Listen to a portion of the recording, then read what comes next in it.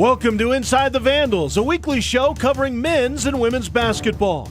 Inside the Vandals is brought to you by the School of Journalism and Mass Media and by the Coeur d'Alene Casino, Hotel, Spa, and Resort. Welcome to Inside the Vandals, brought to you by the Coeur d'Alene Casino, Hotel, and Resort. I'm Braden Kane. And I'm Zach Kellogg. Both are men and women with one single game this past week, both playing Montana. The men had Montana here at home. The women on the road. Zach, kind of take us through how that game went. So that game was in Missoula. It was really back and forth battle all the way through, but the women just couldn't get the results they wanted late in that game. I had the chance to sit down with head coach John Newlee to discuss the Montana loss and also looking ahead to their home game against Sac State. Now joined by head coach John Newlee. Thank you for joining us here today, Coach Newlee. Yeah, good to be here. So now looking back at that game against Montana, can you take me through that final quarter of play? Much like the first three quarters, it was kind of a back and forth battle, would you say? Yeah, it was tight the whole game. We got in early foul trouble with Natalie, which was really a killer for us. She got 2 fouls in the first 5 minutes of the game, which really put us back. And then we lost her and Lizzie Klinker in the fourth quarter. So defensively, they really made us pay for that by jamming the ball inside. But we were scoring big baskets. Mike and Taylor were hitting big baskets. To their credit, they were making big shots as well. So it came all the way down really to the last possession. And Lizzie Klinker, playing in front of her hometown crowd, had a good night of 17 points and 7 rebounds despite the loss. Could you kind of touch on her performance and impact in that game? Yeah, I thought she did a great job. She got on the glass. I played pretty good defense. She continues to defend well for us. But I think offensively, she probably had her best game for us.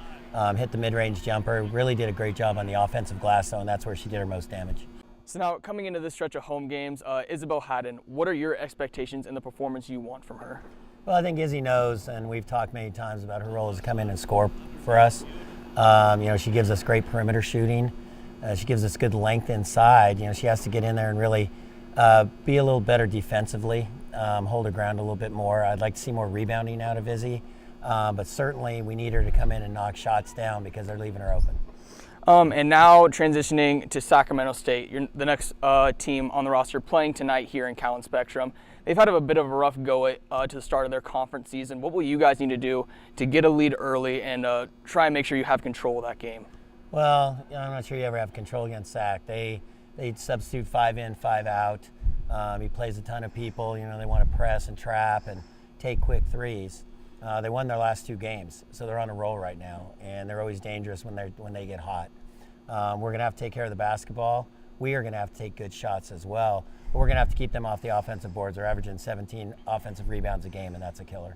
And looking at the key players for Sac State, Hannah Friend is averaging 20 points, 8 rebounds, and then Kennedy Nichols is having a great season also offensively for that team. What will you need to do to keep them off the glass and limit their looks at the rim?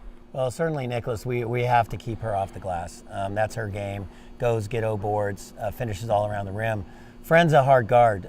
She's a big kid, at 6 foot, but she's strong and she can take you inside and out. I thought we did a good job the second game with her last year. Michaela guarded her. We'll see what happens. We'll probably put Liz on her against them the first time, and we'll see how she does. But we have to keep her from getting to the rim and getting 3-point plays. All right, Coach Newlee, thank you for joining us here today, and best of luck for you guys against Sacramento State. All right, thanks. And now to take a closer look at Isabelle Hadden ahead of tonight's matchup. Leadership, a skill that is important for the foundation of any successful team. Junior forward Isabelle Hadden was not expecting to receive team captain honors coming into her 3rd season, but knew exactly what it would take for her to embrace a leadership role. I think some of the just most important things is just building up all of your underclassmen and even the upperclassmen, just anyone who needs help. And maybe if they're struggling with their confidence or they just need like a pick-me-up, I think that's just super important because basketball is just such a game of confidence, and if you have that confidence, you can just perform really well on the court. So, the moment Izzy stepped on Idaho's campus for a recruiting visit, she immediately felt right at home. And being a short 6 hours away from her parents and hometown of Boise only influenced her more to become a Vandal. When I came on my recruiting visit, I really loved the coaches and I really got along with the girls. And then I also wanted to just be close to home. I live in Boise, so my parents are always able to come to a lot of games, and it's just really nice to be close to family, but also have my own family up here. After a successful first 2 seasons, Hadden's game started to see comparisons to a former Vandal basketball star, Alyssa Charleston. But simply living up to someone else's legacy is not something Izzy wants to be remembered by. Yeah, I have been compared to Alyssa a lot. I mean, she was an amazing player, so it's nice to be compared to her, but I also just kind of want to create my own, not legacy, but just be my own player, not really be compared to someone, especially as great as her. So, with the big expectations for the team coming into this year, the only thing that will validate this season for Hadden and her fellow senior captains, Michaela Ferenz and Taylor Pierce, is walking away champions of the Big Sky and earning that NCAA tournament bid. Michaela and Taylor, they're 2 of our seniors. They're also the captains alongside me, and they just have so much experience. I mean, they won Big Sky tournament as a freshman, and now it's their senior year. So I know I personally and a lot of other girls are like, we want to win this. We want to win it for them so they can finish off their senior season as Big Sky champions. So, for Inside the Vandals, I'm Braden Kane. And as you heard from Coach Newlee, with Natalie Klinker fouling out early and their shots just really not falling late in the game, they're really going to try and work on those adjustments, knock those late shots down along with the free throws, and get that win against Sacramento State. Definitely the same story from their men in their matchup against Montana, just having trouble down the stretch, getting shots to fall. I had a chance to sit down with Coach Verlin earlier this week to discuss that game against Montana and look ahead to tonight's matchup against Sac State on the road. Joined now by head coach Don Verlin. Coach, thank you for joining us on the show as always. You're welcome.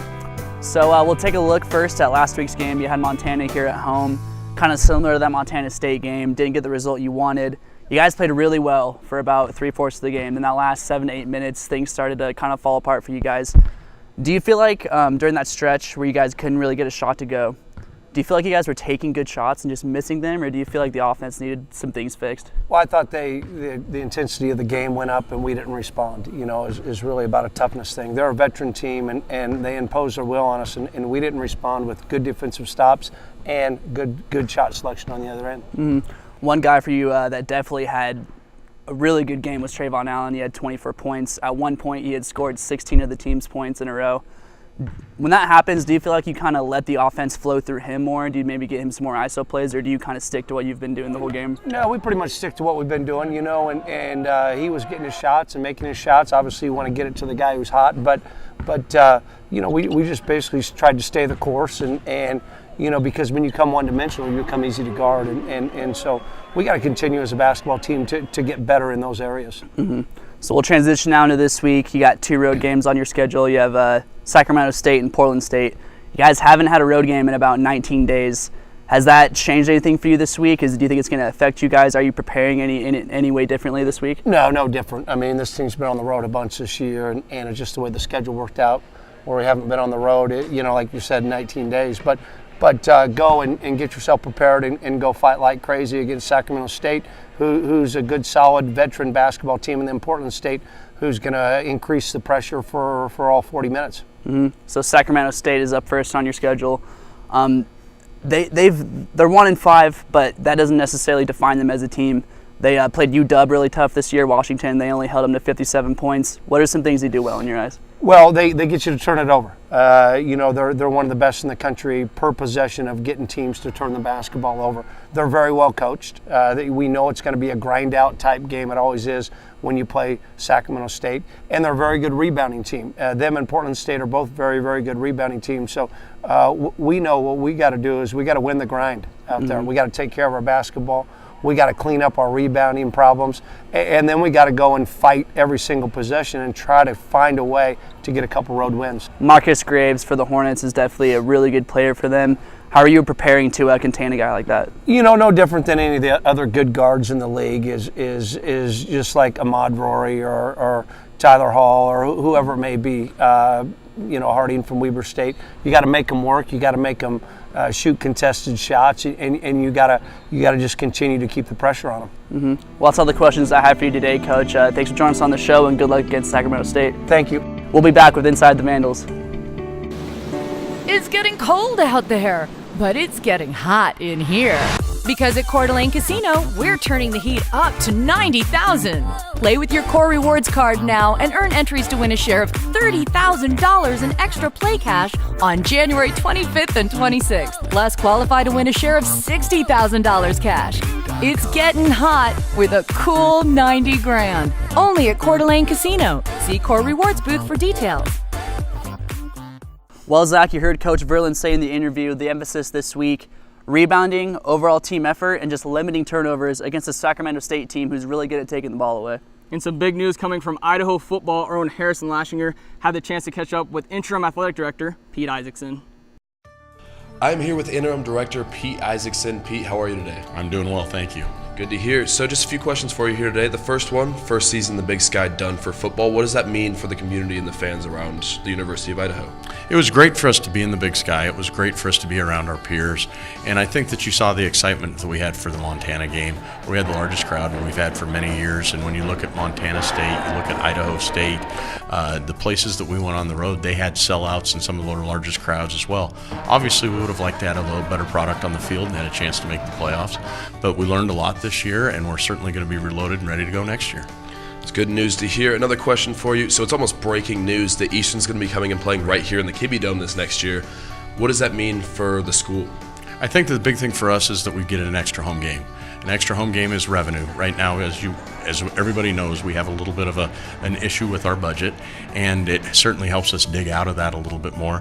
It's another marquee game on our schedule so that our fans could come out, and with them being 60 miles away, it's ridiculous for us not to have them on our schedule. We wanted to make sure that they're on our schedule for not only our fans, but their fans who will probably travel to the game as well. And right now, it's the start of a pretty good rivalry that we're getting into, and we certainly didn't want to take a year off.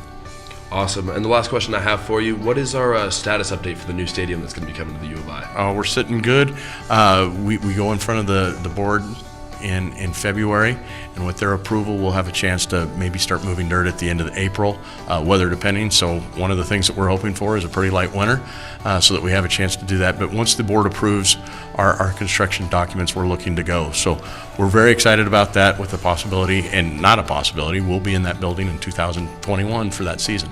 That's going to be a cool place to watch games. That's all we have for now. Guys, back to you. Go Vandals.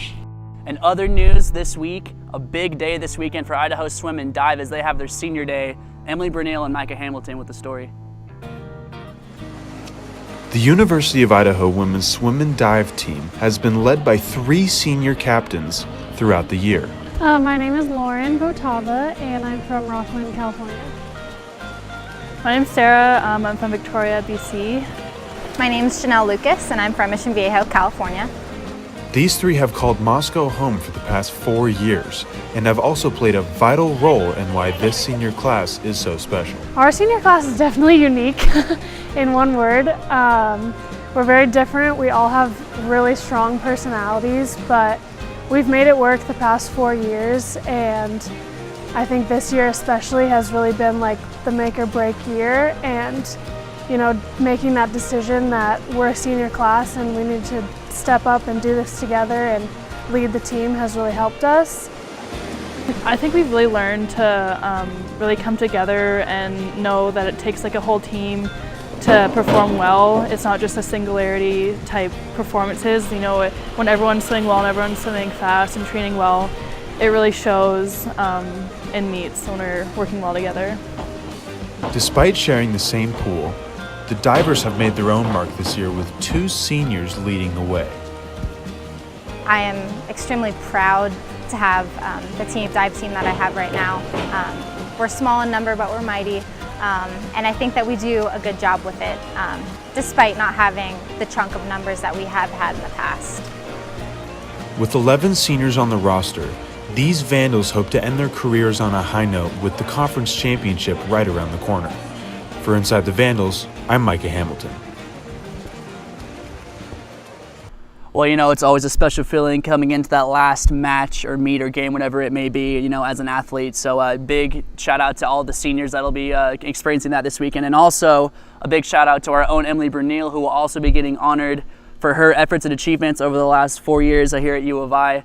not only in the pool, but in the classroom as well. So that stuff never goes unnoticed. And next up, Idaho basketball taking on Sacramento State here in Cowan Spectrum. For Inside the Vandals, I'm Zach Kellogg. And I'm Braden Kane. We'll see you all on Saturday.